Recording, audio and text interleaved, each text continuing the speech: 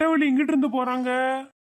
இந்த பொண்ணு என்ன உங்கள்கிட்ட வந்து பேசிட்டு போகுது? நீங்க யாரு இங்க வந்து உட்காந்துருக்கீங்க? எப்பா, நான் டாக்டர்ப்பா. நாளைக்கு இந்த பொண்ணு நர்சிங் வந்து சேர்ந்துட்டு போறேன்னு சொல்லியிருக்குப்பா. அப்படியா?